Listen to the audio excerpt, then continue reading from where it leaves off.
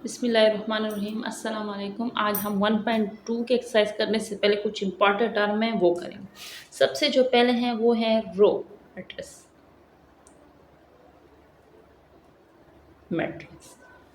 Row matrix वो matrix जो हमारे पास किस फॉर्म में लिखा हो, हॉरिजॉन्टल फॉर्म में लिखा हो, ठीक है, उसे हम रो मैट्रिक्स। कैसी एग्जांपल, जैसे ये देखिए बेटा 2 3 4, अगर हम लिखे ए बी, ठीक है, इस तरह, या ए बी सी, लेकिन हॉरिजॉन्टल फॉर्म में, उसे हम क्या कहेंगे, रो मैट्रिक्स। सेकंड वन है कॉलम मैट्रिक्स। ठीक है, कॉलम मैट्रिक्स वो मैट्रिक्स होंगे जो हमारे पास किस फॉर्म में लिखे हो, वर्टिकल फॉर्म में लिखे, किस फॉर्म में लिखे हो, वर्टिकल फॉर्म। फॉर एग्जाम्पल ये बेटा देखो, वर्टिकल फॉर्म में 1 2 3, या ए बी, या ए बी सी, ठीक है। थर्ड वन हमारे पास बेटा क्या है, स्क्वायर मैट्रिक्स। स्क्वायर मैट्रिसेस वो होंगे जो स्क्वायर फॉर्म में लिखे हो, किस तरह, अब इसकी एग्जांपल ये देखो बेटा, किस फॉर्म में लिखे हो, जो स्क्वायर मैट्रिसेस वो होंगे जो स्क्वायर फॉर्म में, जैसे ये देखो ए बी सी डी, जिसमें नंबर ऑफ रो और कॉलम आपस में बराबर होंगे तो वो स्क्वायर मैट्रिक्स। इसमें देखिए बेटा दो रो हैं, हॉरिजॉन्टल फॉर्म रो, और दो कॉलम है। अगर एक और एग्जांपल हम लें, ये देखिए 1 2 3 4 5 6 7 8 9, बेटा देखें तीन रो है और तीन क्या है, कॉलम है, ठीक है। फोर्थ वन हमारे पास क्या है बेटा, रेक्टेंगुलर। फोर्थ वन हमारे पास क्या है, rectangular matrix. Rectangular matrix matrix किसे कहते हैं, जो हमारे पास रेक्टेंगुलर फॉर्म में लिखे हों, जिसमें नंबर ऑफ रो और कॉलम आपस में बराबर नहीं होंगे। एन किसको मैंने शो किया था, रो, और एम किसको, कॉलम। रेक्टेंगुलर फॉर्म में लिखे, और रेक्टेंगुलर फॉर्म का मतलब क्या, ये देखिए A B C D E F. देखिए बेटा इसमें कितने रो तो दो हैं और कॉलम कितने हैं, तीन कॉलम। तो देखो रो और कॉलम आपस में बराबर नहीं। एक और एग्जांपल अगर लें 1 2 3 4 5 6, इसमें क्या है, 3 रो है और कॉलम कितने हैं, दो कॉलम। ठीक है, मेन फर्क स्क्वायर मैट्रिसेस और रेक्टेंगुलर मैट्रिसेस में समझ आ गया। उसके बाद जो आगे टर्म है बेटा वो है ज़ीरो या नल मैट्रिक्स। ठीक है, ज़ीरो या नल मैट्रिसेस में हम क्या करेंगे, ठीक है, ज़ीरो या नल मैट्रिसेस हम किसे कहते हैं, जिसमें सारे जो डिजिट होंगे वो ज़ीरो होंगे। इसमें हम ये नहीं देंगे, इसको हम रो फॉर्म में भी लिख सकते हैं, वो भी हमारे पास नल मैट्रिसेस है, ये ज़ीरो। इसको हम वर्टिकल फॉर्म में भी, हॉरिजॉन्टल फॉर्म में भी, वर्टिकल फॉर्म में भी, स्क्वायर फॉर्म में भी, और रेक्टेंगुलर फॉर्म में भी हम क्या है, इसे लिख सकते हैं बेटा। ठीक है, हर फॉर्म में हम इसको लिख सकते हैं।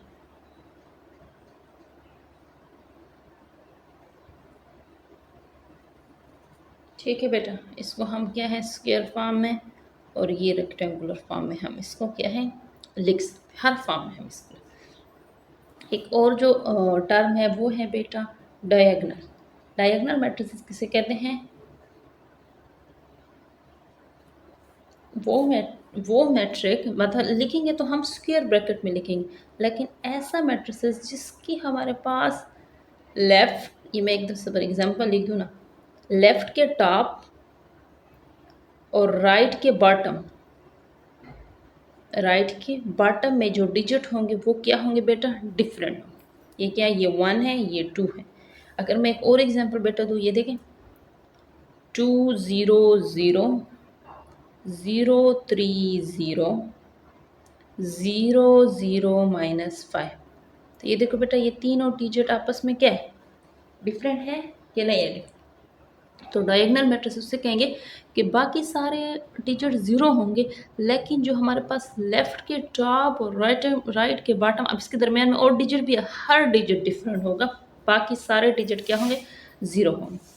अब एक तो डायगोनल है जिसमें डिजिट क्या होंगे बेटा, डिफरेंट होंगे। एक इसके जो अपोजिट होगा वो होगा स्केलर। स्केलर में क्या होंगे, बाकी सारे डिजिट, स्केलर में क्या होंगे, स्केलर में क्या होंगे बेटा, बाकी सारे डिजिट हमारे पास ज़ीरो होंगे, जैसे फॉर एग्ज़ाम्पल, लेकिन लेफ़्ट के टॉप और राइट के बॉटम में जो डिजिट होंगे वो क्या होंगे बेटा? सेम। इसमें सिर्फ इतना ही फ़र्क है, ठीक है।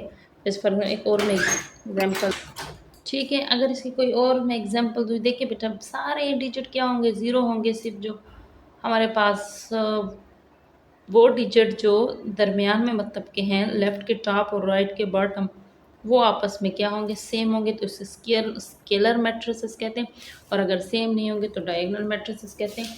एक और वो है, टर्म है, उसे हम कहते हैं आइडेंटिटी मैट्रिक्स। वो सेम क्या है?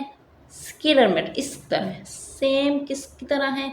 स्केलर मैट्रिसेस की तरह है। बाकी ज़ीरो, लेकिन जो लेफ्ट के टॉप और राइट के बॉटम में जो डिजिट होंगे वो सेम होंगे। लेकिन फ़र्क कितना है बेटा? अगर ये देखो ना, एक वन और दो वन आपस में सेम है, तो इस मैट्रिक्स का नाम क्या हो जाएगा? I2। अगर फॉर एग्जांपल हम इस तरह कर लें कि 1 0 0 0 1 0 और 0 0 1, अब कितने बेटा आ गए? 3 आ गए ना। तो अब इस मैट्रिक्स का नाम क्या होगा? I3। या सिंपल इन दोनों को हम I का नाम भी दे सकते हैं, सिर्फ इतना फ़र्क है। एक और टर्म है ट्रांसपोर्ट, ट्रांसपोज, ठीक है। हम मतलब ट्रांसपोर्ट या ट्रांसपोज हम किस तरह लेते हैं? एक उसने वो एक फॉर एग्जांपल मैट्रिसेस दिया हुआ, जैसे A इज इक्वल टू 1 2 3 4, इसका मैंने ट्रांसपोज, तो ट्रांसपोज में किस तरह लूँगी? ट्रांसपोज का मेथड ये है कि जब इस डिजिट का ट्रांसपोज लेते तो मेथड ये होता है कि इसके ऊपर छोटा टी लिख लो, फिर उसके बाद यही डिजिट लिख के इसके ऊपर भी टी लगाओ। और ट्रांसपोज किसे कहते हैं? उसे कहते हैं, किस तरह हम लेते हैं, जो रो में है वो कॉलम में हो जाएंगे और जो कॉलम में है वो ऑलरेडी रो में हो जाएंगे। एक चीज़ को समझो, ये दो बेटा रो में है ना, इसको कॉलम में लिखो।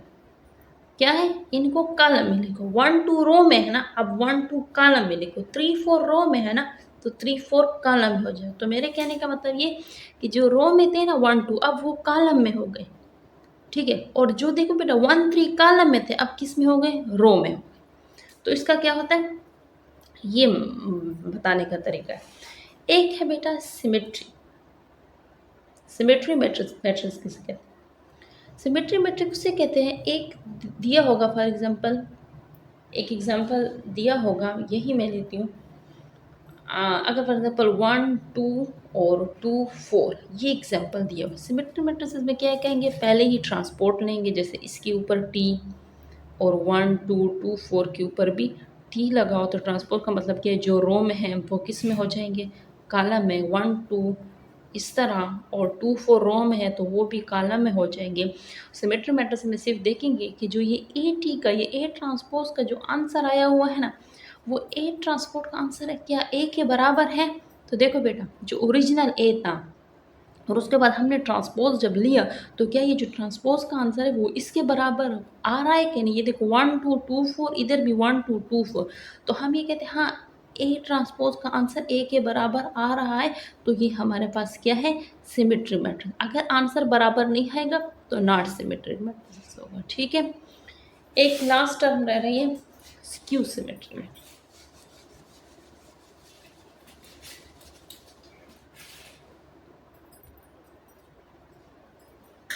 कौन सी? Skew symmetry matrix. उसमें भी मैं अगर एक एग्जांपल ले लूँ, जैसे for example A is equal to 0 -3 3 और 0। स्क्यू सिमेट्री में भी पहले क्या करेंगे? पहले ट्रांसपोर्ट लेंगे। जैसे मैंने देखो ट्रांसपोर्ट लिया, 0 -3 3 0 का ट्रांसपोर्ट लिया। अब ए टी का आंसर कैसे आएगा? ए ट्रांसपोज का जो रो में है वो कॉलम में हो जाएंगे, 0 -3, और ये 3 0 रो में देना तो ये कॉलम में हो जाए, ठीक है। इसके बाद इस सिमेट्री का तो इतने तक हम कर लेते थे, और फिर हम देखते थे कि अगर आंसर बराबर आए तो ये सिमेट्री मैट्रिक्स। क्यू सिमेट्री में क्या होगा? जब ए ट्रांसपोज नहीं आंसर है, उसके बाद इस वाले डिजिट को, जो ट्रांसपोज हमने लिए ना, इस डिजिट को हमने क्या करना है? माइनस के साथ मल्टीप्लाई करना। माइनस के साथ मल्टीप्लाई का क्या मतलब है बेटा? ज़ीरो के साथ तो पॉजिटिव नेगेटिव का कोई लगाओ ना लगाओ कोई बहुत सारे, जो पॉजिटिव है बेटा वो नेगेटिव, माइनस का क्या मतलब है, अंदर मल्टीप्लाई करो, मतलब ये है 0 पर तो कोई असर नहीं होगा। यहाँ पे प्लस है तो जब माइनस अंदर मल्टीप्लाई करेंगे तो -3 हो जाएगा। यहाँ पहले से माइनस है और ये भी माइनस है, माइनस माइनस आपस में क्या होता है, प्लस, तो जस्ट 3 और 0 पे कोई असर नहीं होता। फिर हम ये वाला आंसर उस ओरिजिनल आंसर के साथ देखते हैं कि क्या ये जो नेगेटिव हमने लिया तो क्या ये आंसर ओरिजिनल आंसर के साथ बराबर आ रहा है। अगर आंसर बराबर आ रहा होगा तो हम कहेंगे ये स्क्यू सिमेट्रिक है, अगर आंसर बराबर नहीं आ रहा होगा तो हम ये कहेंगे ये स्क्यू सिमेट्रिक नहीं है। इंशाल्लाह नेक्स्ट वीडियो में इसकी एक्सरसाइज करेंगे, फिर आप लोग उससे और भी अच्छी तरीके से समझ आ